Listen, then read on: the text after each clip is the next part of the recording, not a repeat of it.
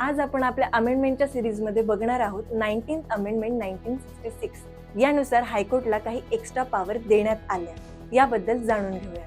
1962 नंतर निवडणूक आयोगाने शिफारस केली की निवडणूक न्यायालयाने म्हणजे इलेक्शन ट्रिब्युनल रद्द केले जावे, कारण त्यांचा हेतू साध्य होत नाही।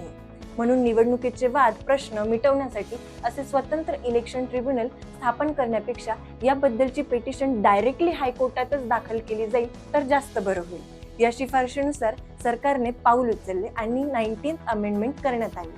त्यानुसार आर्टिकल 324 मध्ये जिथे इलेक्शन ट्रिब्युनल हा विषय नमूद होता तो तिथून रद्द केला आणि हायकोर्टलाही पॉवर देण्यात आली। कोणत्या उमेदवाराने निवडणुकीत काही गैरप्रकार केला असेल किंवा पॉवरचा मिसयूज होत असेल तर त्याच्या अगेन्स्ट मध्ये कारवाई करण्याचा व निवडणूक याचिका दाखल करण्याचा अधिकार आता हायकोर्टकडे देण्यात आला।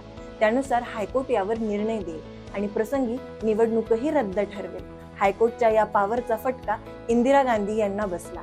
अलाहाबाद हायकोर्टने त्यांची निवडणूकच रद्द ठरवली।